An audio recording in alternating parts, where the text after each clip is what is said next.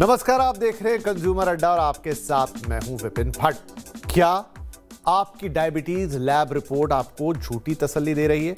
The Lancet ने HbA1c, the Lancet यानी दुनिया की जानी मानी आप कह सकते हैं हेल्थ मैगजीन या मेडिकल मैगजीन जिसमें लेटेस्ट अपडेट्स और रिसर्च छपते हैं, और HbA1c यानी वो टेस्ट जो कि बड़ा प्रामाणिक माना जाता है डायबिटीज के लिए। तो द लेंसेट ने HbA1c टेस्ट पर चौंकाने वाले खुलासे किए हैं। इसी पर कंज्यूमर अड्डा में होने जा रही है चर्चा। तो क्या, जैसा मैंने कहा कि अगर आपकी रिपोर्ट आपको झूठी तसल्ली दे रही है, अगर आपका शुगर कंट्रोल में है, तो भी आप खतरा क्यों महसूस कर रहे हैं?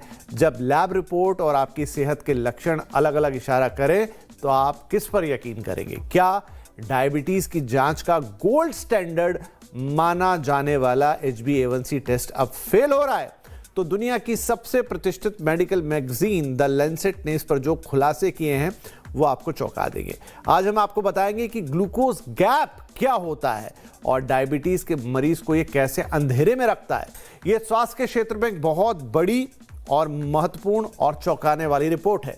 The Lancet regional health south east Asia में प्रकाशित ये स्टडी विशेष तौर पर भारतीय आबादी के लिए एक आई ओपनर है, आंख खोलने वाली खबर।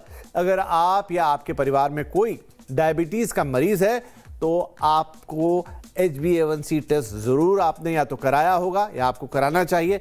इसे डायबिटीज की जांच का गोल्ड स्टैंडर्ड माना जाता है क्योंकि ये पिछले 3 महीनों का या 3 महीनों के दौरान का एक औसत एवरेज शुगर लेवल आपको बताता है। लेकिन द लेंसेट की ताजा रिपोर्ट ने पूरी दुनिया के डॉक्टरों और मरीजों को चिंता में डाल दिया है। रिपोर्ट कहती है कि भारत में लाखों लोगों का HbA1c टेस्ट गलत नतीजे दे सकता है। तो आज हम इस रिपोर्ट की परतों को खोलेंगे और आपको बताएंगे कि आखिर इस भरोसेमंद टेस्ट पर सवाल क्यों उठ गया है। तो आइए शुरुआत करते हैं। लेंसेट की रिपोर्ट के मुताबिक भारत में जेनेटिक वेरिएंट्स की वजह से कई लोगों का HbA1c लेवल असलियत से कम या ज्यादा दिख सकता है। रिसर्चर्स ने पाया है कि दक्षिण एशियाई आबादी, खासकर भारतीयों में कुछ खास जीन होते हैं जो इस टेस्ट के नतीजों को प्रभावित कर देते हैं। तो चलिए पहले तो समझते हैं कि HbA1c टेस्ट काम कैसे करता है और इसमें कहां चूक हो सकती है। हमारे खून में देखिए लाल रक्त कोशिकाएं यानी कि रेड ब्लड सेल्स या RBCs होते हैं, ये हम सबको पता है, जिनमें हीमोग्लोबिन नाम का एक प्रोटीन होता है। हीमोग्लोबिन का काम क्या है? ये शरीर में ऑक्सीजन पहुंचाने का काम करता है। जब हमारे खून में शुगर या अगर हम टेक्निकल भाषा में कहें ग्लूकोज तैरता है तो वो प्राकृतिक रूप से हीमोग्लोबिन से चिपक जाता है। आपके खून में शुगर की जितनी ज्यादा मात्रा होगी, हीमोग्लोबिन से उतनी ही ज्यादा शुगर चिपक जाएगी। एक लाल रक्त कोशिका की औसत उम्र यानी RBC की एक औसत एज या एवरेज एज है वो 120 दिन है या करीब 4 महीने है।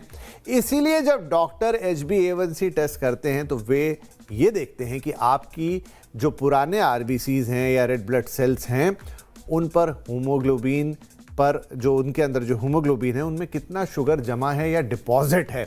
ये उस पूरी अवधि का एक औसत या एवरेज बता देता है। तो HbA1c टेस्ट अक्सर आपने देखा होगा परसेंटेज में आता है। HbA1c लेवल अगर 5.7% से कम है तो आप खतरे से बाहर हैं, नॉन डायबिटिक हैं, किसी तरह की कोई चिंता की बात नहीं।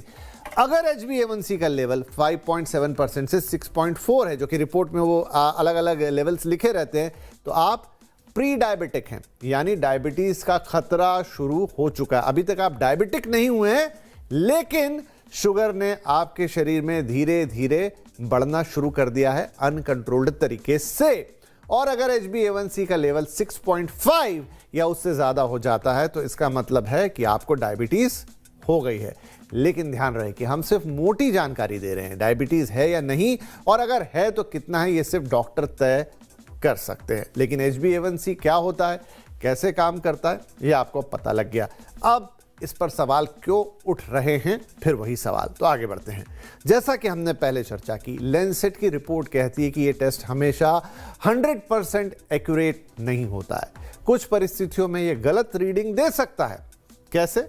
जैसे कि अगर किसी को एनीमिया यानी कि खून की कमी हो या ऐसी कोई बीमारी हो जिससे उसके शरीर में खून कम बनता हो, मतलब शरीर में खून की कमी या पुरानी जो कोशिकाएं हैं, सेल्स हैं, वो जल्दी मर रहे हैं, तो रिपोर्ट कम आ सकती है। अब रिपोर्ट कम आ सकती है, इसका क्या मतलब हुआ? यानी हो सकता है कि आपके बॉडी में शुगर लेवल ज़्यादा हो लेकिन आपका HbA1c टेस्ट उन्हें नॉर्मल दिखाए या बिलो नॉर्मल दिखाए, तो नुकसान आपका हो सकता है। इसी तरह विटामिन B12 या फॉलिक एसिड की कमी, और विटामिन B12 की कमी तो अब औसत हर दूसरे तीसरे व्यक्ति में आपको मिल जाएगी, या फिर जैसा मैंने कहा फॉलिक एसिड, उसकी कमी, रिपोर्ट गलत तरीके से बढ़ी हुई आ सकती है। यानी आपके विटामिन B12 पे भी ये निर्भर करेगा। अगर वो कम है, फॉलिक एसिड कम है, तो आपका HbA1c बढ़ा हुआ आ सकता है। अगर किसी को किडनी की कोई प्रॉब्लम है या किडनी से रिलेटेड कोई भी प्रॉब्लम है, तब भी ये टेस्ट भरोसेमंद नहीं रह जाता है। किडनी एक विशेष हार्मोन बनाती है जिसे इरिथ्रोपोइटीन, थोड़ा नाम टफ है लेकिन इरिथ्रोपोइटीन कहते हैं। ये बॉडी में रेड ब्लड सेल्स बनाने में मदद करता है। जब किडनी खराब होती है तो ये हार्मोन कम बनता है, जिससे लाल रक्त कोशिकाएं या RBCs या रेड ब्लड सेल्स कम बनते हैं, और जो बनते हैं वो अपने सामान्य 120 दिनों का जो उनका लाइफ साइकिल होता है उससे पहले ही डेड हो जाते हैं। इसीलिए HbA1c का लेवल असलियत में बहुत कम दिखाई देता है, फिर फॉल्स रिपोर्ट का खतरा बढ़ जाता है। तो कई भारतीयों के जीन में हीमोग्लोबिन की संरचना या उनका जो टाइप है वो अलग अलग है, जिससे टेस्ट की मशीन सही रीडिंग नहीं ले पाती है, और यही कारण है कि बहुत सारे HbA1c टेस्ट सही रीडिंग के बिना आते हैं, भ्रामक रीडिंग के साथ आते हैं। तो इन सभी मामलों में मरीज को लगता है कि शुगर तो कंट्रोल में है, जबकि शुगर असलियत में बढ़ चुकी होती है। और आप सब जानते हैं कि शरीर में अगर शुगर के लेवल्स बढ़ने लगे तो धीरे धीरे वो हमारे ऑर्गन्स को डैमेज करना शुरू कर देते हैं। राइट, तो द लैंसेट की रिपोर्ट में एक शब्द का इस्तेमाल हुआ है, उसे जान लेना बहुत ज़रूरी है। क्या है ये शब्द? ये शब्द है ग्लूकोज गैप। देखा गया है कि कई भारतीयों में लैब रिपोर्ट कहती है कि शुगर कंट्रोल में है, लेकिन जब उनका डेली शुगर लेवल चेक किया गया तो वो बहुत ज्यादा निकला। ये कई लोगों के साथ होता है। वैसे आप भी कभी ध्यान दीजिएगा, आप अपना HbA1c भी कराइएगा, और वो जो साथ में फास्टिंग ग्लूकोज या पोस्ट पेरेंडल यानी खाना खाने के बाद वाला जो शुगर चेक होता है उसे आप कराएंगे तो आपको लेवल्स में डिफरेंस आएगा। एक रिपोर्ट कहेगी कि सब कुछ नॉर्मल है, लेकिन दूसरी रिपोर्ट में लेवल एलिवेटेड यानी बढ़े हुए दिखाई देंगे। इसे ही ग्लूकोज गैप कहा जाता है। इससे नुकसान भी हो रहा है, मरीज को लगता है कि वो तो ठीक है, जबकि अंदर ही अंदर हाई शुगर उसके अंगों को नुकसान पहुंचाना शुरू कर चुकी होती है। तो ये बहुत इंपॉर्टेंट है, और ये सारी बातें इसलिए बहुत इंपॉर्टेंट है जनाब, क्योंकि भारत जो है वो डायबिटीज़ की वर्ल्ड कैपिटल बन चुका है। और अब तो बहुत यंग लोगों में बिना किसी रीज़न, पहले तो ये होता था कि डायबिटीज़ उनको होगी जिनको आनुवांशिक तौर पे मिली है, जिनके पहले पीढ़ियों में डायबिटीज़ चली आ रही है, लेकिन अब तो बहुत बड़े परसेंटेज में ऐसे लोगों को डायबिटीज़ हो रही है जिनके यहाँ पहले किसी को डायबिटीज़ नहीं थी। कई बार अच्छी हेल्थ होते हुए भी लोग डायबिटीज़ का शिकार हो रहे हैं। बाकी हमारा खान पान, खराब नींद, खराब लाइफस्टाइल, ये सब तो डायबिटीज़ को न्योता दे ही रही हैं। अब सवाल ये है कि क्या HbA1c टेस्ट बेकार है और इसका सहारा लेना बंद कर देना चाहिए? जी नहीं। HbA1c एक बेहतरीन टूल है, लेकिन इसे ग्लूकोमीटर की रोज़ की जांच और शरीर के लक्षणों के साथ मिलाकर देखना चाहिए। कैसे? उदाहरण के लिए समझते हैं कि अगर आपकी रिपोर्ट 6.5 है लेकिन आपको बहुत ज़्यादा प्यास लग रही है, या आपके घाव धीरे धीरे भर रहे हैं, या फिर आपको इन्फेक्शन लगातार हो रहा है, किसी भी तरह का इन्फेक्शन हो सकता है, तो रिपोर्ट पर दोबारा विचार करने की ज़रूरत है। दूसरे कई टेस्ट हैं जिनकी मदद ली जा सकती है। एक, घर पर ग्लूकोमीटर से नियमित जांच करें और इसका रिकॉर्ड रख लें। एक तरीका ये हो सकता है। अगर HbA1c पर शक हो तो डॉक्टर वैकल्पिक टेस्ट की सलाह भी दे सकते हैं, यानी आपको एक अल्टरनेट टेस्ट बता सकते हैं। अब ऐसे भी टेस्ट होते हैं जो पिछले 2 से 3 हफ्तों का भी औसत बताते हैं। इसको कहते हैं फ्रुक्टोसामाइन टेस्ट, जो HbA1c लगभग 3 महीने का एवरेज बताता है। अब जो फ्रुक्टोसामाइन टेस्ट है वो आपके 2 से 3 हफ्ते का एवरेज बताते हैं।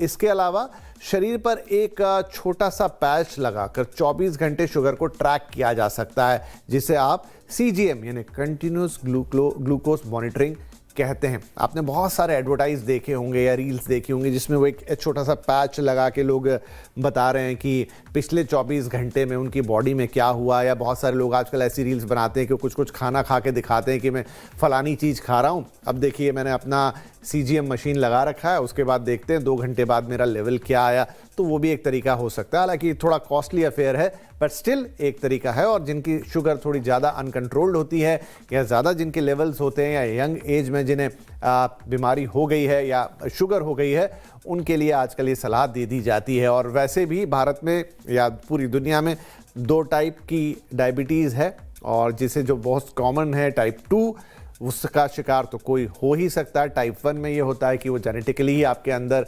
इंसुलिन बनता ही नहीं है, वो एक अलग बीमारी, मतलब है डायबिटीज़ ही लेकिन एक अलग प्रकार, एक अलग कैटेगरी ही हो गई। लेकिन जो बहुत कॉमन या सबसे कॉमन है वो टाइप 2 है, जिसका शिकार कोई भी हो सकता है। और वो गलत लाइफस्टाइल, गलत खान पान, नींद की कमी और स्ट्रेस, इन तमाम चीज़ों के साथ हो सकती है। तो ये पूरी कहानी है कि क्यों HbA1c टेस्ट, जो कि गोल्ड स्टैंडर्ड टेस्ट माना जाता है डायबिटीज के लिए, और भारत जैसे देश में तो बहुत ज्यादा इंपॉर्टेंट है, डॉक्टर इस पे काफी स्ट्रेस देते हैं, उस पर लैंसेट की रिपोर्ट में एक सवाल आया है, खास तौर पे भारतीय आबादी के लिए, कि किन्हीं किन्हीं परिस्थितियों में ये टेस्ट रिपोर्ट गलत भी हो सकती है। चलिए अब इसे थोड़ा और समझते हैं, एक एक्सपर्ट की राय लेते हैं कि इन सब का मतलब क्या है और कितनी चिंता की ये बात हो सकती है। तो हमारे साथ कार्यक्रम में जुड़ गए हैं sir HN Reliance Foundation hospital के director endocrinology doctor David Chandy. Sir बहुत बहुत स्वागत है आपका। एंड आई थिंक आपने ये जो मेरा पूरा विश्लेषण है वो आप सुन पाए होंगे। तो डॉक्टर चांडी, ये जो लैंसेट की रिपोर्ट कह रही है, इसको कैसे समझें? क्या ये वाकई में बहुत बड़ी चिंता है? ये बहुत बड़े लोगों में ऐसा हो सकता है, या फिर ये बहुत स्पेसिफिक ग्रुप तक ही सीमित होगा? समझ लीजिए कि 10, 20, 30% तक शायद ऐसा हो जाए, लेकिन 70% लोगों की रिपोर्ट HbA1c अगर वो कराते हैं तो ठीक ही आएगी। इसकी और डिटेलिंग क्या है सर? हाँ सर, ये बहुत ही अच्छा सवाल पूछा आपने। तो सबसे पहला जो है हमें ये देखना है कि ये लैंसेट में क्या आर्टिकल आया है। तो ये एक नया रिसर्च नहीं है, इसको हम बोलते हैं मेटा एनालिसिस, मतलब पुराने जो भी रिसर्च हुए हैं उसका कॉम्बिनेशन करके वो लोग ने एक समरी निकाला है। तो इसमें क्या देखा गया है, जो पहले से ही पता है, जिनका भी हीमोग्लोबिन का मात्रा कम होता है तो उसमें ये HbA1c का एक्यूरेसी एक तो कम दिखता है या ज्यादा दिखता है। तो वो हम क्लिनिकली सब पेशेंट में देखते ही है कि अगर किसी का हीमोग्लोबिन कम है, 11 के नीचे है, तो हम HbA1c पे उतना रिलाई नहीं करते हैं। अभी कितना परसेंटेज में ये रहता है, ये लगभग जो हम ओपीडी में देखते हैं, एक सेंटर जो अर्बन सेंटर है लाइक मुंबई, दिल्ली, कलकत्ता, चेन्नई, बैंगलोर, ये जगह में रफली अराउंड ये 8 to 10% के नीचे होगा। 90% लोगों में उनका हीमोग्लोबिन अच्छा होगा। बट अगर आप कोई रूरल जगह में गए तो वहां पे ये एनीमिया का टेंडेंसी ज्यादा होगा। Second, it depends from city to city या स्टेट टू स्टेट। जैसे महाराष्ट्र में, मुंबई में, कोस्टल एरिया में थैलेसीमिया नाम का हीमोग्लोबिन का डिजीज होता है, इसमें भी जो HbA1c का एक्यूरेसी कम होता। पर जब आप सेंट्रल इंडिया में जाओगे, नागपुर की तरफ, वहां पे सिकल सेल डिजीज नाम का एक डिजीज है जिसमें हीमोग्लोबिन कम होता है, तो वहां पे उसकी वजह से HbA1c का एक्यूरेसी कम होता है। तो इट डिपेंड्स फ्रॉम जगह तो जगह, हर जगह में ये अलग अलग टाइप का हीमोग्लोबिन की कमी होता है। बट रफली अराउंड 90% लोगों में HbA1c एक्यूरेट है। हम HbA1c करते क्यों है? क्योंकि इट इज मोर प्रैक्टिकल, क्योंकि वो पूरा हमें 3 महीने का, 4 महीने का औसत देता है। अगर हम लोग दूसरे तरीके से गए, जो हम लैब में टेस्ट करते, वो एक्यूरेट है पर वो कन्वीनियंट नहीं है। हम हर हफ्ते में 2-3 बार लैब में जाके ब्लड टेस्ट नहीं कर सकते। और दूसरा एक फिंगर प्रिक का टेस्ट है, वो भी हम काफी बार पेशेंट जो इंसुलिन में है, हम उनको बताते हैं कि दिन में 2-3 बार करो। यूजुअली वो काफी दर्द देता है, तो पेशेंट लॉन्ग टर्म कर नहीं सकते। और जो आपने दूसरा एक चीज बताया, जो सेंसर है, वो भी एक नया टेक्नोलॉजी है और वो एक्सट्रीम वैल्यूज में एक्यूरेट नहीं है। मतलब 80 के नीचे और 250 के ऊपर उसका एक्यूरेसी कम होता है।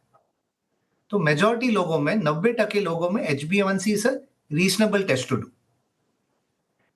ये बात तो साफ हो गई कि किस पर्टिकुलर कंडीशन में HbA1c, किन परिस्थितियों में, इवन ज्योग्राफी में भी, अर्बन रूरल ये डिवाइड भी है, या पर्टिकुलर और किसी पर्टिकुलर आप जगह पे रह रहे हैं, वो कोस्टल रीजन है, वो कोई पहाड़ी जगह है, उन सब का भी बहुत अंतर पड़ रहा है। वो डॉक्टर साहब ने हमें बताया। एक छोटा ब्रेक लेते हैं यहाँ पर।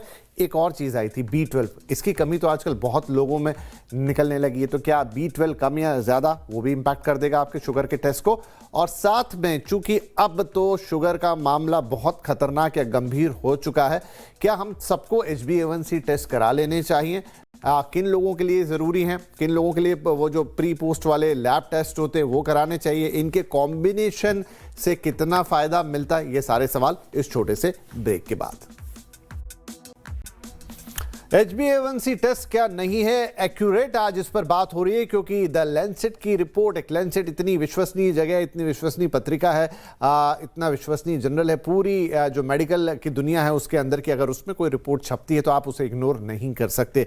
ब्रेक से पहले हमने आपको बताया कि क्यों ऐसा कहा गया लैंसेट की रिपोर्ट में कि इंडियन कॉन्टेक्स्ट में HbA1c की कई अलग अलग परिस्थितियों में एक्यूरेसी पे सवाल उठ सकता है। डॉक्टर चैंडी हमारे साथ बने हुए हैं। तो डॉक्टर चैंडी, आपने ब्रेक से पहले तो समझाया कि एनीमिया खास तौर पे जब हो तो किस तरीके से इंपैक्ट कर सकता है अलग अलग ज्योग्राफी में। एक उसमें B12 का भी नाम आया। B12 की डिफिशियंसी तो बड़ी कॉमन हो गई है आज की तारीख में, किसी को भी निकल जाती है। तो क्या ऐसे लोगों की रिपोर्ट भी इंपैक्ट होगी? यस, तो काफी इंपॉर्टेंट क्वेश्चन है ये, क्योंकि एक कारण ये है B12 की कमी, क्योंकि मेजॉरिटी इंडिया में काफी लोग वेजिटेरियन है और B12 मेनली आता है एनिमल सोर्स से, लाइक दूध से आता है, दही से आता है, और वेजिटेरियन जो है बाकी कोई सोर्स नहीं है। तो अगर कोई वीगन है तो उनका B12 अक्सर बहुत कम आ जाता है। दूसरा जो है टेक्निकली इंटरेस्टिंग पॉइंट ये है कि काफी डायबिटिक के मरीज एक दवाई लेते हैं मेटफॉर्मिन। मेटफॉर्मिन से B12 का डाइजेशन थोड़ा कमजोर हो जाता है। तो डायबिटिक के जो पेशेंट जो मेटफॉर्मिन ले रहा है, वो काफी कॉमन मेडिसिन है डायबिटीज का, उनमें हम लोग ने ये देखा है कि B12 डेफिशिएंसी और कॉमन है। तो हम रूटीनली साल में एक बार हर पेशेंट जो मेटफॉर्मिन ले रहा है उनका B12 करते हैं। और अगर B12 कम हुआ तो क्या होता है, जो जो लाल पेशी है, रेड सेल है, उनका जो ड्यूरेशन सर्वाइवल का बढ़ जाता है। जैसे आपने बताया वो 120 दिन है, वो 140-150 डेज तक सर्वाइव होता है। और अगर वो लंबे समय तक सर्वाइव किया तो क्या होगा, उसमें ग्लूकोज और ऐड हो जाता है, तो HbA1c का जो वैल्यू है वो ज्यादा दिखाएगा। तो हम उस पर ज्यादा रिलाई नहीं कर सकते। तो यूजुअली हम क्या करते हैं, हर एक जो पेशेंट आते हैं डॉक्टर के पास, एटलीस्ट साल में एक बार विटामिन B12 पे हम नजर रखते हैं, B12 का टेस्ट करते हैं और उसको आइदर डाइट से करेक्ट कर लेते हैं या दवाई से करेक्ट कर लेते हैं। जी, अब ना डॉक्टर साहब, बहुत इंपॉर्टेंट सवाल पूरे शो का वो ये कि क्या जिस तरीके से भारत में डायबिटीज का विस्तार हो रहा है, किन लोगों को, किस एज ग्रुप को, कौन सा, किस तरीके का टेस्ट कितने पीरियड में करा लेना चाहिए? क्योंकि मुझे लगता है कि हम सबको ही डायबिटीज से, अब तो मैं देख रहा हूं छोटे बच्चों तक के HbA1c लेवल थोड़े स्पाइक्ड निकल रहे हैं, जो कि पहले कभी देखे नहीं गए। तो क्या हर एज ग्रुप को अब ये टेस्ट करा लेना चाहिए? सिम्टम कई बार आजकल लोगों में आते हैं, कई बार नहीं आते हैं, कैसे इसको डील करें? तो इनफैक्ट आपका 3 प्रश्न है, 3 अलग प्रश्न है, तीनों का अलग आंसर देता हूं। सबसे पहला ये है कि डायबिटीज को हम बोलते हैं साइलेंट किलर। वो अक्सर हमें तकलीफ नहीं देता, काफी साल तक जब शुगर ज्यादा है तभी वो तकलीफ होता है। सेकेंड चीज, बच्चों में क्यों ज्यादा हो रहा है, तो आजकल क्या हो रहा है, जो यंग जनरेशन है वो हेल्दी खाना बहुत कम खा रहे हैं, ज्यादा प्रोसेस्ड फूड लेते हैं।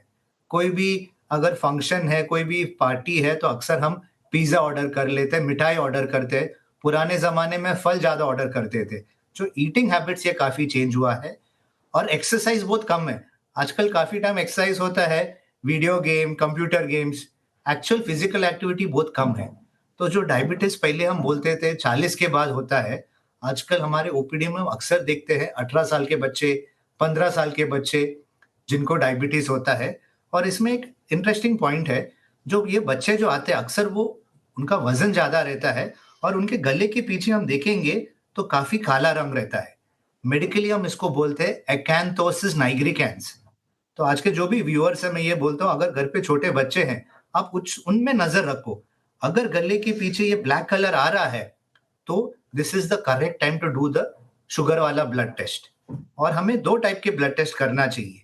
एक होता है करंट शुगर और एक होता है एवरेज शुगर। तो किसी को आप सस्पेक्ट करेंगे, ये स्टडी में भी, लैंसेट के स्टडी में फाइनल समरी वही है, don't rely on one test, हमें दोनों टेस्ट पे रिलाई करना है। एक फास्टिंग शुगर कर सकते हैं और दूसरा टेस्ट कर सकते हैं खाने के 2 घंटे बाद या 75 ग्राम ग्लूकोज लेने के 2 घंटे बाद।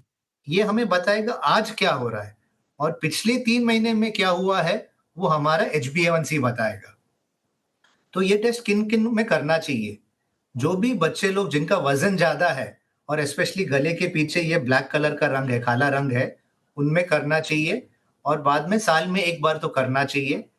या सेकेंड कैटेगरी, जिनका उम्र 30 के ऊपर है पर स्ट्रॉन्ग फैमिली हिस्ट्री है, माने माता पिताजी को डायबिटीज है या भाई बहनों में डायबिटीज है, उनमें एटलीस्ट 30 के बाद एक बार करना चाहिए। सेकेंड कैटेगरी, जिनको उतना रिस्क फैक्टर नहीं है, स्ट्रॉन्ग फैमिली हिस्ट्री नहीं है, वो लोग 50 के बाद भी ये टेस्ट कर सकते हैं once a year. Fasting sugar खाने के 2 घंटे बाद या ग्लूकोज लेने के 2 घंटे बाद और HbA1c भी करना है, दोनों इक्वली इंपॉर्टेंट है। Thank you very much doctor Chandy, आपने काफ़ी क्लियर कर दिया कि लैंसेट की इस रिपोर्ट का क्या मतलब है, HbA1c टेस्ट किन कंडीशंस पे इम्पैक्ट हो सकता है, B12 या anaemia and what ever, geography, Khan पान, सारी चीज़ें, और सबसे इम्पॉर्टेंटली बच्चों में भी क्योंकि ये ट्रेंड देखा जा रहा है, तो गर्दन के पीछे वो जो ब्लैक साइन वाली डॉक्टर साहब ने बात बताई है, ज़रूर उसको चेक कीजिएगा, किस उम्र में किसको कैसे टेस्ट कराना है, ये बात अब पूरी तरीके से क्लियर है। हमें ये इन्फॉर्मेशन ही सिर्फ जो बहुत भयंकर प्रसार हमारे देश में है डायबिटीज़ का, उसे रोकने में मदद कर सकता है। Thank you very much sir, और सभी दर्शकों का भी बहुत शुक्रिया इस कार्यक्रम में हमारे साथ शामिल होने के लिए। नमस्कार।